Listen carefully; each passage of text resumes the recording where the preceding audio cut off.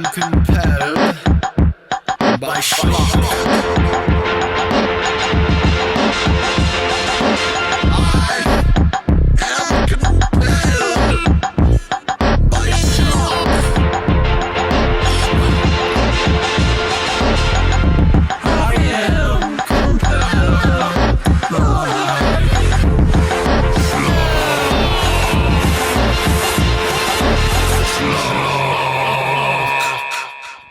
Well, schlock your engines. What is up, everybody? I am Darby Ellis Lewis Wilson, and joining me is Chris Anonymous, and we are here to talk about the 1986 cult classic.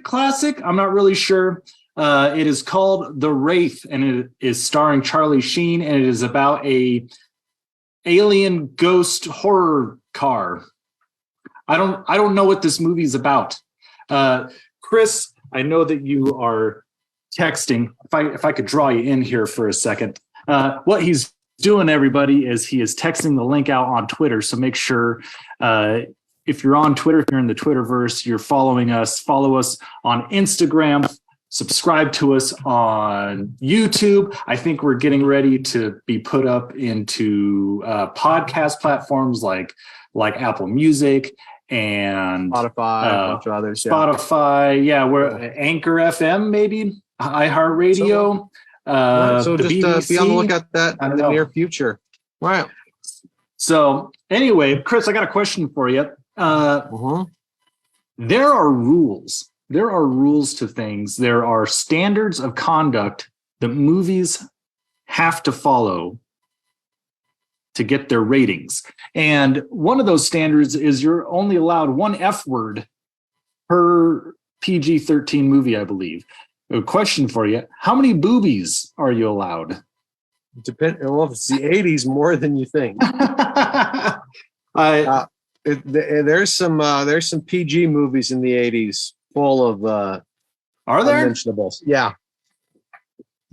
Man, I didn't know that, but I've got to find out what they are. The ratings, what PG-13 came in because of Temple of Doom. I'm probably just making all this up, but in the back of my mind, what I'm remembering from the grapevine is that Temple of Doom kind of ushered in the PG-13, where it was a little too much for PG, but they didn't want it R-rated. It's for younger audiences, for everyone, not quite everyone. So it was pretty in the 80s. That's when it came in. So it was a lot more loose. The ratings were. They're all loose cannons back then, right? A lot more subjective. I think the whole rating system in general is completely subjective, because you'll find crazy things in all sorts of movies. It's not necessarily nudity, but some language, some themes, some violence. Odd. Yeah, you'll see like, how is this R and how is that PG? And this one, it seems a little more risque. This movie, I was really kind of surprised watching it. I noticed that there was kind of a lack of bad language. I mean, there's some in there. There's a little bit, but not much. But then, like, I saw the boobs in it, and I was like, oh, it's odd to me that they didn't like go all the way, right? Like if you put in your sex and your violence and your bad language. Right. If you're getting a rated R movie, make it a hard R. if you're going to do it, go all the way. Well, so what happened? I was confused about this, and then I was looking it up.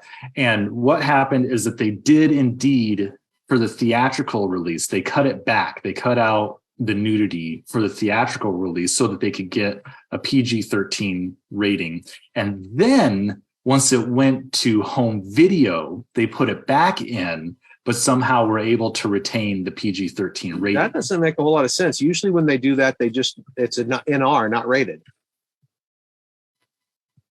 Hey man, I don't write the IMDb yet. Right? That's interesting. Okay. I think it's like Wikipedia. You can just make it up if you want. But so this movie, I'd never heard of it before. It seems like I should have. Like right? It's got some big name people in it. It is your typical, like, it's a very 80s movie. And it seems like it did okay. It wasn't a super hit. It cost $2.7 million to make, and it made $3.5 million. Like I said, it's not a super hit. It made back its budget and then some. So what I don't think it would be considered exactly a flop, but like I said, not a huge success. Yeah. So that's all I have for an intro. So I want to get right into it. I want you guys to know, if you're watching, we are going to spoil this movie, and we're going to spoil any movie that we've ever seen. If a movie has entered our eyeballs, it will come out of our mouths and you will hear everything about it. I already said it before, wherever you're at on social media, on the internet, make sure you're liking, comment, and subscribing, rating, following us, doing all of that stuff, and tell your friends about it. If you got friends that like weird stuff, tell them about us. The way the show works is that we talk about our likes and dislikes, our good and bad. And then we talk about, what are these movies about? What are the schlocky, weird things, big ideas, all that sort of catch-all stuff. We like to just pontificate on what's going on here. But first, before we start all of that, we like to talk about the web of schlock. Who is in this movie and how are they connected? Chris? Well, I think we got some big ones in here. Yeah, we're going to get to the actors, so let's just knock the director out right away. He wrote and directed this, Mike Mavin. He did a movie before this called, I believe, Hamburger the movie. Or no, Hot Dog the movie. I apologize. Hot Dog the movie. It could be either. Right. No, he did both. My God. You're telling me there's a movie called Hamburger the movie and there's a movie called Hot Dog the movie? Hamburger the motion picture came out in '86. Yeah, same year. Oh man. I feel like that's something we need to investigate more. Yeah, it doesn't look like it's streaming anywhere, but we're gonna have to find it. Beyond that, he did a movie in 2002 called Wishman about a genie. He did a movie called Dragon Gate, Arranged Marriage, Sunstorm. Just a lot of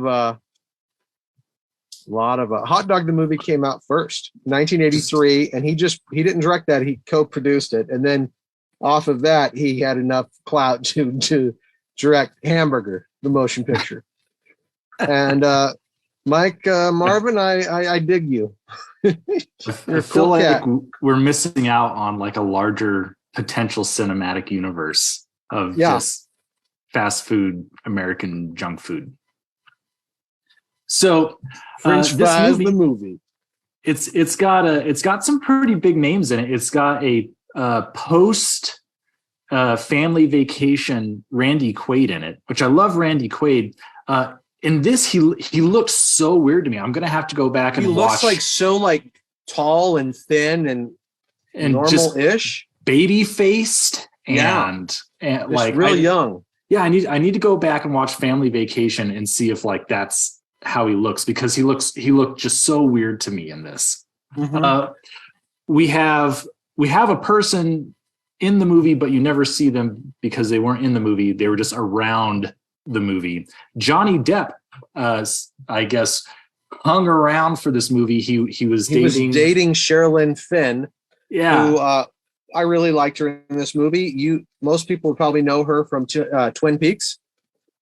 Never seen it, but I know a lot of people have. Yep, she was in that, and yeah. But apparently, Johnny Depp was also like considered for a few of the roles as well. So dodged a bullet. I don't know. Yeah, perhaps Charlie Sheen, who's in it. So Charlie Sheen, I haven't seen a Charlie Sheen movie in a long time. Mostly because he's probably in real life a very despicable person.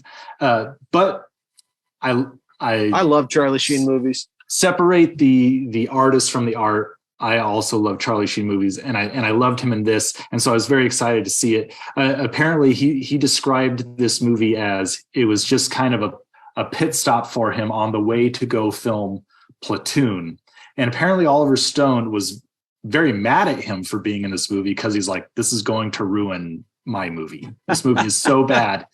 You're going to ruin my movie. And he's only in it for like 30 minutes, 30 minutes worth of screen time. He just shows up and he basically dips out.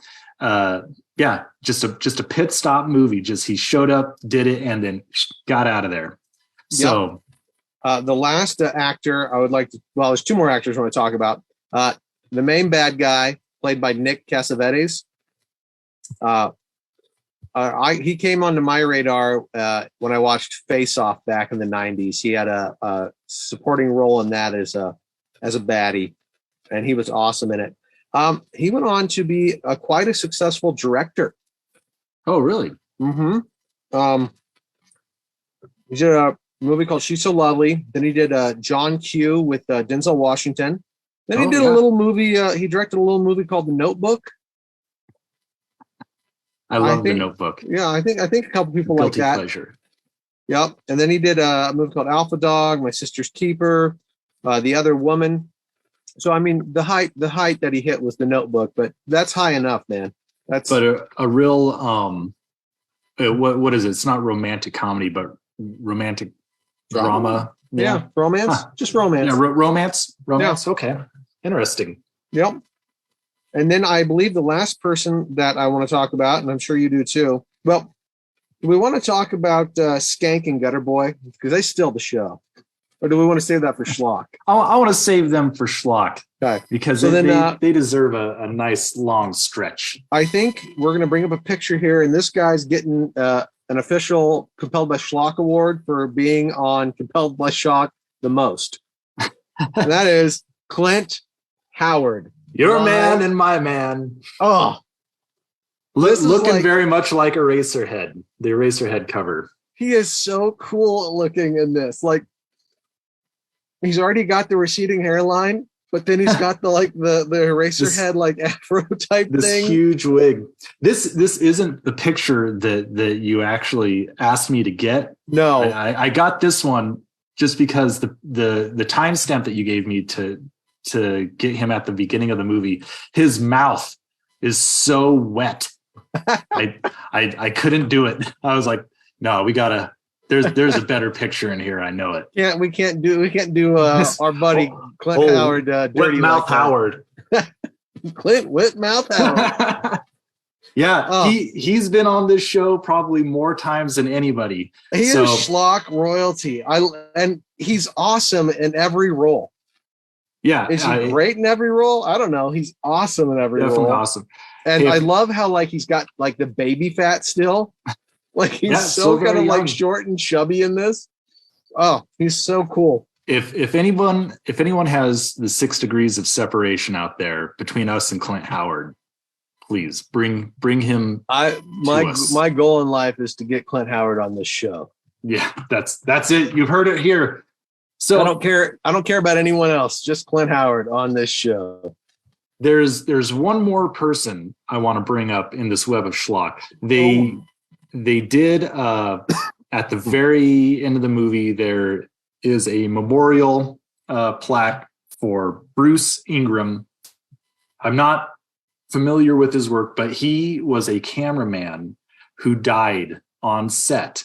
Oh, really? Apparently this was a very dangerous movie to film. I'm guessing, were I to guess, I don't think that this production was particularly well thought out or safe. And so what happened is like during a car chase scene while they were shooting it, they're in their like camera truck, like where they have the camera and they're like following the cars along. The vehicle was it was differently weighed, like the balance was off on it, and I think they like took a corner or something and it flipped or rolled over. It crashed. One person was seriously injured, and unfortunately Bruce Ingram was fatally injured. And I guess being a cameraman is the most fatal occupation in Hollywood. I guess I could see that, especially in a movie with action and stunts and things like that, because the camera's right up in there. I would have thought it was stuntmen, but I guess it's cameramen. And I just read this on the internet, so I don't know if it's true. If you know if it's true or not, please let us know in the comments, because I don't want to spread lies. But shout out to Bruce Ingram and his family. thank you for bringing us this. It was an action-packed movie, and they made it for you, man. So thank you. Shout out. Good, bad. You want to start? You want me to start? I'm doing this. You start. Hit me up. Okay. Good. This movie. Yeah, I liked it. That's good. Yeah, this movie's only good call. It's so 80s. The cast is amazing. There are some cool cars. So 80s. It just gave me that nostalgic feel. My number one good though, not the score, not the composing, the soundtrack. Holy cow! I don't know if they knew somebody or they spent their entire budget on the soundtrack. I went out to try and buy the soundtrack the second I got done watching the movie. Yeah. But like vinyl is like $120 and the CD's like $80. So I'm like, okay, wow. I'll wait. I would have spent $40. We have the exact same goods. I think this is a first. We have the exact same goods. So I want to stick on the music for a second. They have Ozzy. They have Motley Crue. They have Billy Idol. They have Lion. Lion. They have Lion. You know what Lion's most famous song is? Is the cover of Transformers for the 80s movie Transformers. They have Lion. Lion is so awesome. They have Stan Bush. Stan Bush, most famous song, Dare, from Transformers, the movie. Like, it's all connected. Like, yeah, and then the main song, I hadn't heard of the guy before, and I'm gonna mess his name up. Like Joel Fent. Where's the Fire? Whoever sings that. Yeah, that's a great song. And like it bookends the movie, and oh man, so epic and 80s, and just like it just sucks you in. Like when I get to my bad, there's a lot of bad in this movie, but so much is forgiven with the soundtrack. Let's return to the car for a quick second. I have a picture of it, and I just want to show everybody because the car is amazing. Very cool. I'm not a car guy, so I can't say a lot about it, but it's some sort of Dodge Interceptor, and apparently, I mean, I thought it was just like a fiberglass frame or maybe even cardboard. I don't know. So something put on top of a real car, but apparently, like this car is legit. It does exist. There's only like a couple of models of it, and so. Just looking it up, it looks like if you are a car person, like this movie gives you a lot to kind of feast on in it. So I think that's pretty rad for a pretty schlocky movie to get like a real badass car in it. Yeah. The premise. It's a ghost car that is coming to take revenge on the people that murdered this guy. This movie could not be made today. Not because there's anything overly bad in it or overly PC in it or whatever. It's just what an 80s concept. Like the people that go and see movies now, aside from maybe like the Fast and Furious people, like I think it's a different audience than what this movie was trying to get. This would have been a wide audience for the 80s. Like it would have hit every demographic because everyone's like, cars, teenagers, cars, street racing. whereas Fast and Furious is for people that like read. I mean, if they keep making Fast and Furious movies, maybe eventually they'll incorporate a ghost revenge story into their storyline, which would be amazing. Here's hoping. Yeah. Okay. So I'm gonna get to the bad. Hit me. Okay. I mean, it's cheesy, but that's not really a problem. There's some bad writing. My biggest there's some bad acting too. There's a lot of great acting. There's some schlocky acting, but my big bad, my really only one is there's really no protagonist for the first half of the movie. And there's nothing really at stake for the Wraith or Charlie Sheen's character. Like he's like this all-powerful being. So there's no sense of anything at stake because he's not in danger. His girlfriend's really not in danger. I mean, toward the end, she kind of is, but no, all it is us watching him go kill people in a really strange way. But we're not really sure that it's him at first. We're not like, sure. But it's obvious, but right. You halfway through when you see a third of the way through when you see his bike dissolve into starlight and shoot out. You're like, that's when you know for certain. Yeah, but I was pretty sure from the beginning that he was the dead boyfriend. And I mean, I love a dead boyfriend come back to life revenge movie. The Crow is one of my favorite movies of all time. Mm-hmm. You could argue that Kill Bill is a comeback from the dead movie. I mean, they thought she was dead. Right. They shot her in the head and she was in a coma. I mean, there are lots of movies. It works. And they come back with powers and they're super badass and they're fairly unstoppable. But you've got to have something where we need to know, like, there needed to be a time lock. So we knew that Charlie Sheen's Wraith had to do this in a certain amount of time, or his power needed to slowly start waning. So we knew he had to do it in a certain amount of time, or he needed to have more people in danger, or he should have been the character at the beginning of the movie who they steal his car. And then maybe that's when he dies in that scenario. That way it ties it all in, because the other problem is that this is a car drag racing movie, which is with teenagers in the 80s. Fun concept, fun when they do it. But for all its talk, there's not a lot of street racing. I mean, there is toward the end, but I mean, a lot of it doesn't have anything to do with the movie proper, except for that's when he's going to go kill him. But like, I wanted more street racing. I wanted more stakes in there. I wanted more connection, that he was like someone who was racing them and trying to win their cars, and maybe he killed them. Mm-hmm. And then he had to have something where we were concerned about that he might not succeed, because I didn't know who he was. I didn't know who the protagonist was for the first half of the movie. And then when you realize it, you don't really care, because you're just like, okay, well, this is a fun movie. I'm going through the motions, going through the steps, but there's nothing at stake. There's no like, oh, if he doesn't do it, he's going to do it.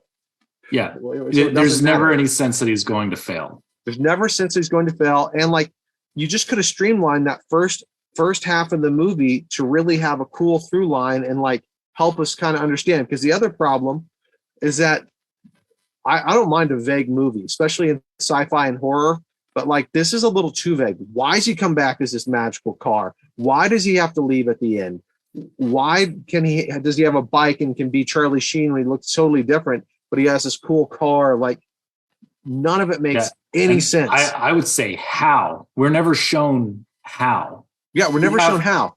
We have, sorry, I'm going to butt in again. We have this whole that's it. It's all you. We have this whole story with the sheriff, right? That is basically useless.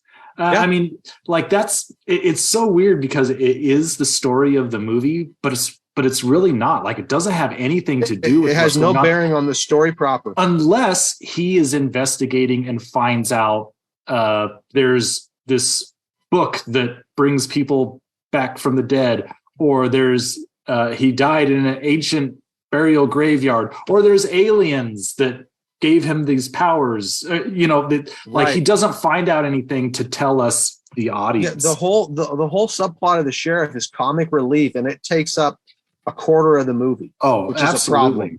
is a problem. My other bad is the characters themselves. They're pretty dumb. Like, so they don't know who killed the boyfriend. I mean, it's incredibly obvious. If you have a single brain cell, you know that the main bad guy did it. That what's his name? Parker? Is that his name? Parquet? Let me look it up. Yeah. Whatever it is, it's very clear that he's the person who killed the boyfriend. And why would anyone not think Packard? There we go. Yeah. It's very clear that he killed him. And also, with such a heavy police presence in this movie, like, it's one thing if they live in a town where like the police just can't handle anything, and maybe they're even part of the problem. that's one thing. But when you have like an active sheriff who's like trying to like get a handle on all of this stuff and who's going around and, you know, being real gruff and tough or whatever, and these people are just out stealing cars. Yeah, the characters are dumb. They do dumb things. And the last bad that I have before we jump into Schlock, the continuity in this movie is terrible. So like when in the car chases, you can see like one car is going and the other is behind it. And then in the next shot, it switches around. The brace thing. So the you can see on the guy over here, he's got like these braces on his black suit and they like light up and disappear. And it's like, what are those for? So right, looking like up, nothing is explained. So what it's supposed to be is that as he kills, he gets stronger and doesn't need the braces anymore because apparently his ghost form isn't all powerful. Fully formed. So he has to use these braces to move around. When he kills, he gets stronger and the braces disappear. However, this brace here, it disappears after his first kill. And then when he shows up in the garage later and starts shooting it up, it's back. So audiences, including myself, were very confused as to what the whole deal with the braces were. I thought they just fell off of him and then they like magically disappeared and reappeared back on his body, but I had no idea why. Nope, there is a whole thing to that. I mean, clearly there's a whole background to this, and we get zero. Right, and that's my bad. That's my last big bad there. The other thing I noticed was that like you talk about protagonists and having story goals and needs, and the Packard was more of the protagonist than anyone else in this movie. This guy comes into his world, starts killing his guys, starts shooting up his shop. Mm-hmm. And like the way the scenes are played, you're like, well, yeah, he's a horrible person, but like, is he going to be able to stop the Wraith and go back to the way his life was? It's kind of the second antagonist-centered movie in a row we've done. Like, it was a weird anti-hero vibe. Like, why are you like showing so much Packard and not developing Charlie Sheen as a character, both in the Wraith and out of the Wraith? Because he like he shows up on the bike, flirts with the girl, and then he's gone for like 20 minutes. Right. Well, so let's move into Schlock. Let's give them their due. Skank and Gutter Boy. Let's talk about these guys. They, I think for me, were maybe the most interesting characters just because they were just such comic relief. I don't know. Were they supposed to be? I think they were supposed to be, but yeah. They're tweakers who like just drink anything or huff anything. Like they're passing the original purple drank here, hydraulic fluid. Yeah. Well, I'm not entirely sure that they're both tweakers. Skank here drinking the hydraulic fluid is absolutely a tweaker. He's always I guess Gutter Boy just seems a little different. He might be mentally challenged. Like he might have something going on. I don't know if it's mentally challenged or if he was traumatized earlier or I thought that too at first, but just the way he says things, I don't know. I think good for that game. I think good for you guys. That's really cool of you. And he has the mohawk with the colors in it. Yeah, the both of them. Unlike the scene where they're trying to like shoot the gun and then they blow up their own car. Yeah. These guys, they're just the best part, and they're loyal, but like not real loyal. And you talk about all the characters being dumb. These two were the ones who owned their idiocy. Yeah, they were the ones that were supposed to be dumb, right? And they shined. Yeah, definitely one of the best parts. So I have a big question for you, and this bugged me from the very first scene in the movie throughout the entire thing. How old are these people supposed to be? Right? Are these college adults? Are these high schoolers? College? Is there a college around there? Like, is anyone in school? Is it summer? I think they're college age. I don't think they're necessarily in college. I think this takes place the summer after they graduate high school, because they're obviously young, and they work at fast food restaurants and just screw off all day. But they like have no parents, like, right? And they don't like our main girl doesn't have a dad who's like, hey, stay away from my daughter. And Packard, he doesn't have a mom. Right. It could be summertime. Could be summertime. And but Packard's clearly, I mean, even to own the shops that they have, unless they're using their parents' stuff, that they've got to be like 19 to 23. That's just like the vibe I get, but it still doesn't make a lot of sense. Like they're just, you know how old they are in this movie? They're youth aged. Yeah. And they can own their own homes working they're young at a fast food restaurant. Right. But they're youth aged. Like it just feels like they need to be young. There's an argument for them being a little bit older because they do, while they're in gangs and having street races, they do seem oddly responsible. You'll notice that the gang members, whenever they race, they make sure to do safety first and put on some racing helmets. Right. I think we got to picture that.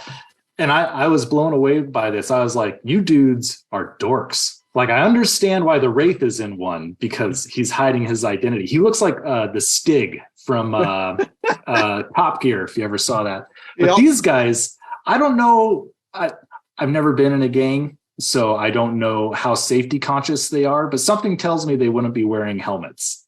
Yeah, it goes against the whole vibe that they've created with their rebel gang street racing.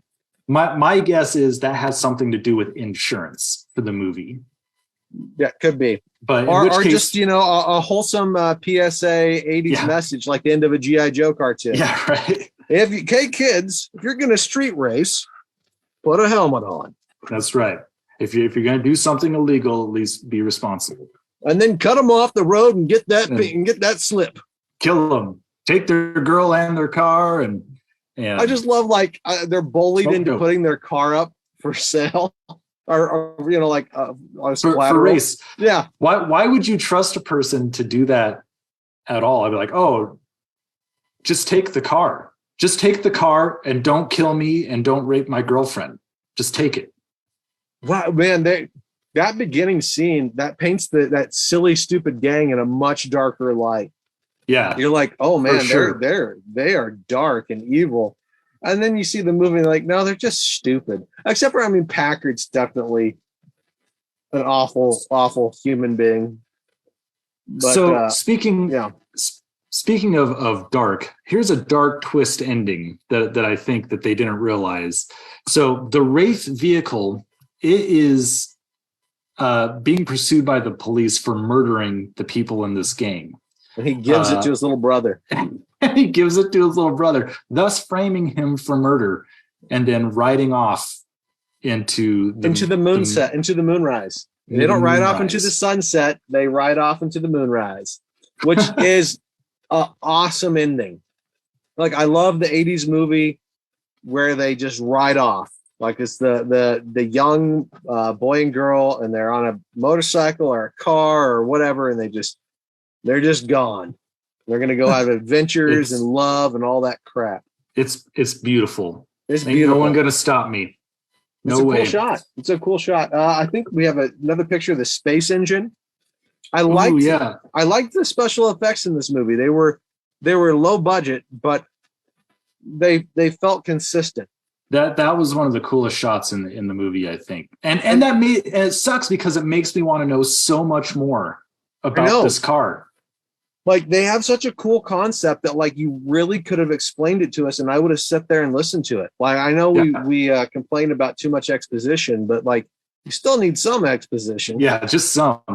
Well, speaking of a movie, as we wrap up here, this reminded me of another movie that we watched that you picked, Highway to Hell, right? It's about racing cars. It's on the lonesome Arizona highways. That movie has too much exposition, where it's kind of an opposite of this one. So, and they didn't have the soundtrack they needed.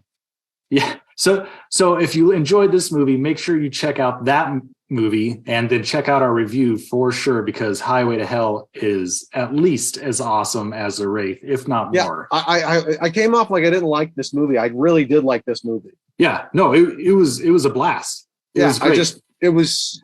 I just wish it was better because it's like, oh man, you're so close. It's one of the best terrible movies I've ever seen. Yeah, hands down. And the soundtrack, man, if you can find it, it's well worth your $80. Absolutely. So yeah, what's up next week or 2 weeks or what are we doing? Well, coming up, we have a very special holiday for all you lovers out there. It's Valentine's Day. So we're going to do a Valentine's Day special. We're coming at you next week, next Monday. We're going to do the 2009 reboot of My Bloody Valentine, originally in 3D. So get your 3D glasses out for it. It is free on Tubi. We're going to watch it. If you're on Facebook, get into our Facebook group, Compelled by Schlock Facebook. We'll talk about it. And make sure you tune in, like, comment, subscribe. I'm Darby Ellis Lewis Wilson. This is Chris Anonymous. We've been Compelled by Schlock, and we will see you next week. Bye. All right. I am compelled by Schlock. Compelled by Schlock. Compelled by Schlock. Wait, no.